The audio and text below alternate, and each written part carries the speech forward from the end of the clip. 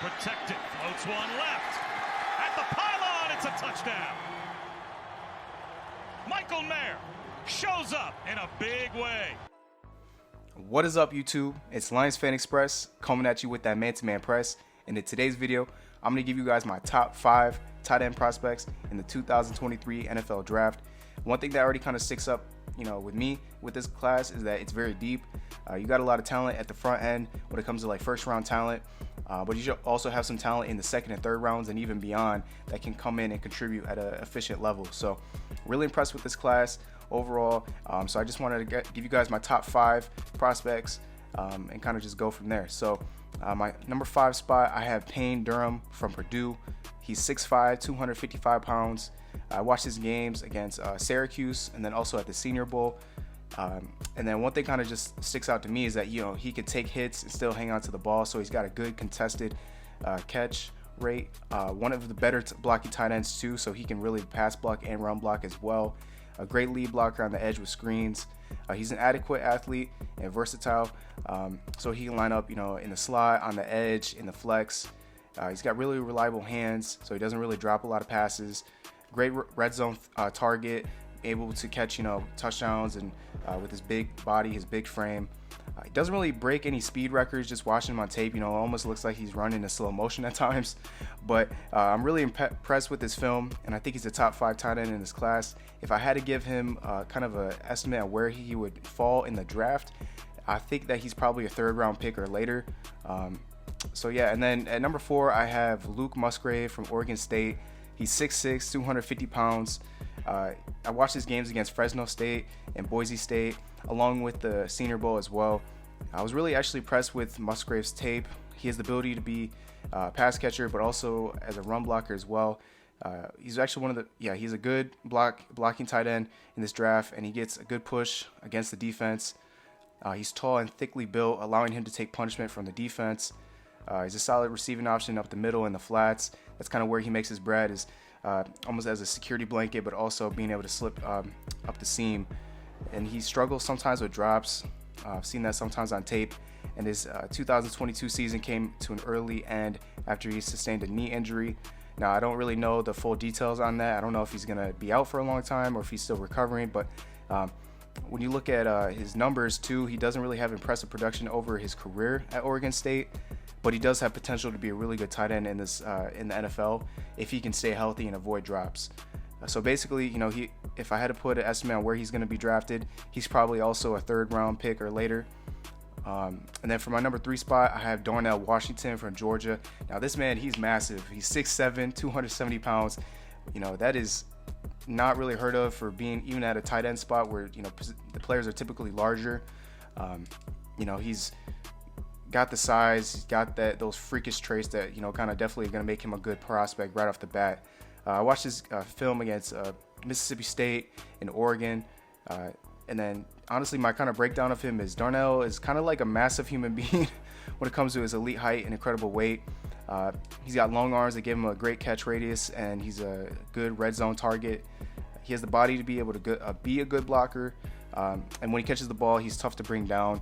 It takes like at least 2 or 3 guys to bring him down every time he gets the ball. And he is kind of unpolished as a blocker though, and he plays with the high pad low, which is kind of a given the fact that he's 6'7". He's also kind of uncoordinated at times, and while he does have pretty good athleticism for his size, again, he just kind of looks uncoordinated and slow off the line of scrimmage. He only dropped 2 passes in 2022 out of 43 targets, so he's a reliable catcher. He's not going to drop a lot of passes. He didn't have an extreme workload because he was kind of behind Brock Bowers at Georgia, but he's got the physical tools to be a great tight end. He just needs a little bit of coaching to get him there. I think he's most likely a day 2 pick, probably somewhere in the late 2nd to early 3rd. I feel like that's probably a good place for a team to pick him if they need a big, solid tight end like that. Almost kind of reminds me a little bit of Jimmy Graham in a way. And then for my 2nd tight end, I had DALTON KINCAID from Utah. He's 6'4", 240 pounds. I watched his film against Arizona State, Oregon, and USC. And what kind of stands out to me is that, he's a safe and reliable target, kind of like a security blanket. Quarterbacks definitely are friendly with him in regards to, being able to get him the ball if, no one else is open. He's got good hands, so he's reliable. He's a solid athlete, and he has speed and acceleration to gain yards after the catch. So unlike some of these other tight ends where they don't have that good speed, he's definitely a faster tight end, so he's able to break away a little bit more. His route running is smooth like a receiver. He can lead by blocking in space and sealing the edge. He needs to be a little bit more consistent with his run blocking though, and he does sometimes like lunge and whiff on blocks. I've seen that on tape a couple times. He also has to gain a little bit of strength to go against NFL defenders, because 240, that's not like super lightweight, but compared to some of these other prospects, it might be wise for him to gain at least a little bit of weight so he can be able to push NFL defenders out the way. It would help to gain a little bit of weight, but ultimately I think he's a borderline late first round player who will probably be picked somewhere in the second round. Would it surprise me if he gets picked in the first round, in the late round, but you never know. But right now I have him really more as a second round option for a team. And then for my number one spot, if you guys, before I say, I hope you guys like this video, hope you guys enjoy this content, and take a guess down below who you think my number one tight end in this class is. And then so for me, it's Michael Mayer from Notre Dame. He's 6'4", 265 pounds, so he's solidly built. I watched his games against Ohio State and a few others, and one kind of thing that kind of stands out to me about Michael Mayer is he's a traditional tight end that can line up in the line or flex out, and sometimes even goes out as a Z receiver, so he's definitely versatile in that.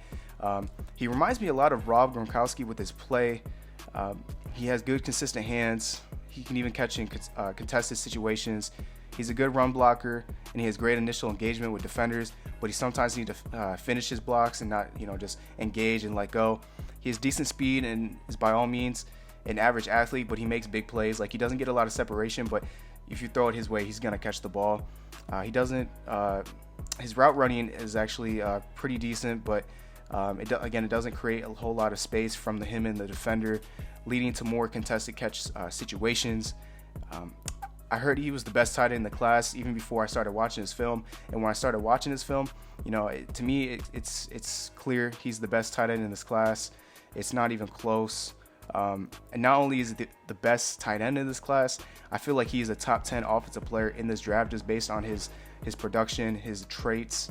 And he's definitely a for sure fire first round pick. Again, I don't think he's going to get picked in the top 10 or anything crazy like that, but he'll definitely be picked sometime in the first round. Would not surprise me one bit.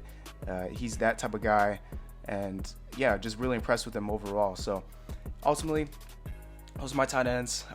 Again, I think that these guys can come in and contribute right away to a system, and just be able to block, be able to catch.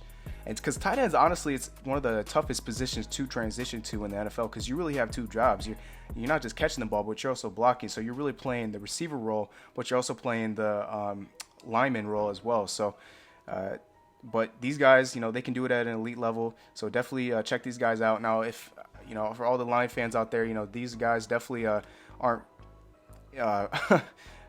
I probably wouldn't take a tight end if I was the Lions, just because I feel like we're pretty set at tight end. We don't really utilize tight ends like that in any of these roles that these guys would need to be utilized to hit their potential.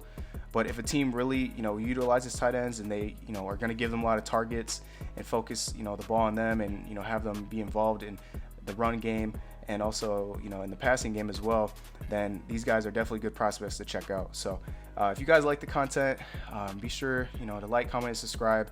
My next position group, I'm going to give some shout outs to the big uglies, the offensive linemen.